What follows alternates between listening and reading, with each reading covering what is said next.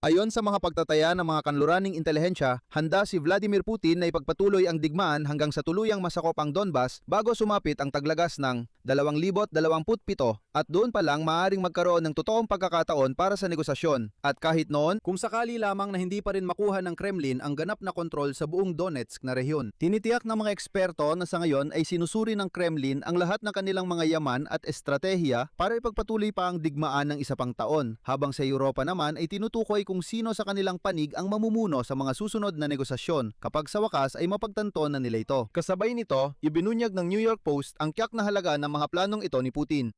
Ang Hulyo ay naging isa sa pinakamadugong buwan para sa Rusya sa buong digmaan. Halos 43,000 Ruso ang napatay at nasugatan sa labanan sa loob lamang ng isang buwan. At noong nakaraang gabi, paalala ko lang, may 6 na rang drone na pinakawalan sa Moscow at sa paligid nito.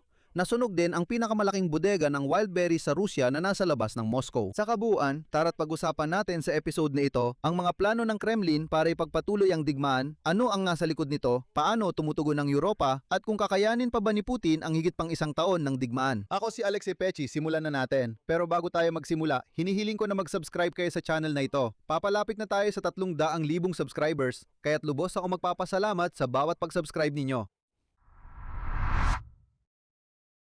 Ayon sa New York Times ngayon, naniniwala ang ilang mga opisyal mula sa kanluran na sa taglagas, pagkatapos ng eleksyon sa State Duma ng Russian Federation, si Vladimir Putin ay mag-aanunsyo ng panibagong mobilisasyon. Maaring ito ay maging hybrid, maaring mas lalakas ang pagre-recruit, ngunit ang katotohanan na ang Kremlin ay kukuha ng mga bagong recruit na Ruso para sa digmaan laban sa Ukraine ay isang katotohanan na. At ang iba ay nangangamba ng nasukol na presidente ng Russia ay maaaring magpatuloy sa eskalasyon laban sa NATO at magsagawa ng hybrid na mga atake sa Europa upang hatiin ang alyansa. Binibigyang diin ng mga source ng publikasyon ng mga pag-uusap ukol sa kapayapaan ay magiging mas malamang kung ang layunin ng Kremlin na ganap na kontrolin ang rehiyon ng Donetsk ay hindi matutupad. Sa panahong yon, ibig sabihin, pagsapit ng taglagas ng 2027. Sa ganitong kalagayan, sinusubukan ng Pransya, Alemanya at United Kingdom na makamit ang sariling partisipasyon ng Europa sa mga susunod na pag-uusap tungkol sa Ukraine. At ayon sa tatlong opisyal, naniniwala ang mga bansang ito na ang pag-aayos ng digmaan at ang hinaharap na relasyon sa Russia ay masyadong mahalaga para sa rehiyon upang umasa lamang sa administrasyon ni Trump na tila nagiging mas hindi mahulaan. Umaasa ang Britanya, Pransya at Alemanya na maging pangunahing mga negosyador ng Europa. Sila ang bumubuo ng pangunahing grupo ng koalisyon ng mga handang lumahok na sumusuporta sa Kyiv at kasalukuyang gumagawa na ng mga opsyon at mga garantiya ng seguridad para sa Ukraine pagkatapos ng posibleng pag-aayos. Ayon sa mga opisyal, kinakailangan ding kumonsulta muna sa Poland, Italia at mga bansa sa Hilagang Europa. At dapat ipaalam ito sa European Union at kalaunan ay direktang maisali sa anumang proseso ng negosasyon sa mga Ruso. Ngunit may seryosong problema ang inisyatibang ito ng Europa. Ito ay ang pagkakabaha-bahagi mismo ng kanluran. Maaring ang partisipasyon ng Europa ay napapalala ng mga hindi pagkakaunawaan sa kanluran. Maaring ganun nga na ang ilang mga bansa, lalo na ang mga katabi ng Russia at Ukraine, gaya ng Latvia, Lithuania, Estonia at Hungary, parang hindi sila lubos na nagtitiwala sa Germany at France pagdating sa pagrepresenta ng kanilang mga interes. Ibig sabihin, sinasabi nila, pakinggan ninyo, sige, may 3 bansa, pero bakit sila ang dapat magsalita para sa lahat? At alam ninyo, dahil sa kawalan ng interes ni Vladimir Putin sa negosasyon, ang mga Europeo ay parang nagpapaniwala muna sa gusto nilang mangyari kaysa sa realidad. Pasensya na, pero 2 taon na nilang pinaplano kung paano hindi makikipag-usap kay Putin. Pero kailangan muna siyang mapilit saka palang makipagnegosasyon. Sa isang punto, malinaw na kailangang nandoon ang Europa sa negosasyon dahil ang kanilang seguridad ay nanganganib at hindi na ito tinitingnan ng Washington bilang isang napakahalagang interes. Pero sa ngayon, nakikita ni Putin ang benepisyo sa pagsubok na hatiin ang kanluran at makipag-ugnayan sa Europa sa pamamagitan ng Estados Unidos, pero sa ngayon, kakaunti ang tsansa. Kaya naman, kailangan pang palakasin ng Europa ang sarili nitong kakayahan sa aspetong ito, lalo na sa usapin ng paglalagay ng presyon sa Moscow. Samantala, ulitin ko, plano ni Putin na tipunin ang natitirang lakas at ipagpatuloy ang digmaan hanggang taglagas ng 2027. Sa ngayon, yan ang paniniwala ng mga opisyal ng Europa. Pero ang digmaan para kay Vladimir Putin ay nagiging mas magastos. Mas tama sigurong sabihin, hindi para kay Putin, kundi para sa lipunang Ruso. Wala namang pakialam si Putin. Ayon sa New York Post, noong Hulyo 2026, nawala ng 46,860 katao ang mga puwersang Ruso sa labanan. Nilalagay natin sa panipi ang salitang katao, kabilang ang mga napatay at nasugatan. Bakit sa panipi? Kasi mga Ruso, katao, alam nyo na.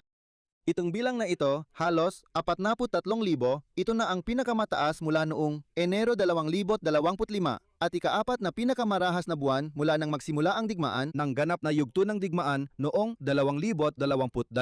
Ayon sa mga eksperto, ang kabuuang bilang ng mga kaswalti ng Russia ay papalapit na sa 1.2 milyon at ang pagkuha ng mga bagong recruit ay nagiging mas malaking problema para kay Putin. Sa kakulangan ng mga sundalo, maaari siyang mapilitang magsimula ng usapang pangkapayapaan o magdeklara ng mobilisasyon. At narito ang isang sipi mula sa New York Post. Sa mga nakaraang buwan, si Vladimir Putin ay labis nang nawalan ng pag-asa kaya napilitan siyang akitin ang kanyang mga kababayan na sumali sa digmaan gamit ang mga maling pangakong magiging tahimik ang kanilang serbisyo sa likuran o kaya ay mag-recruit ng mga Aprikano gamit ang katulad na mapanlinlang na mga paraan. Sa parehong panahon, patuloy ang mga puwersa ng depensa ng Ukraine sa pag-atake ng malalim sa teritoryo ng Russia. Halimbawa, noong ika-15 ng Agosto, nagpakawala ang sandatahang lakas ng Ukraine ng mga Flamingo na misil papasok sa loob ng Russia na tinamaan ang base ng himpapawid ng Sabasleka sa kanlurang bahagi ng bansa, 700 kilometro. 700 kilometro ang layo doon, paalala ko, nakabase ang mga MiG-31 na fighter jet na may dalang mga Kinzhal na misil. Gayun din, tinamaan ng Flamingo na misil ang rocket at Space Center na Progress sa Samara, isa sa mga pangunahing kumpanya ng Roscosmos na 800 kilometro mula sa hangganan ng Ukraine. At dito may isang kapansin-pansing detalye. Itong rocket at Space Center na Progress ang gumagawa ng mga Soyuz na rocket carrier na ginagamit sa pagbuo ng konstelasyon ng mga satellite ng Russia.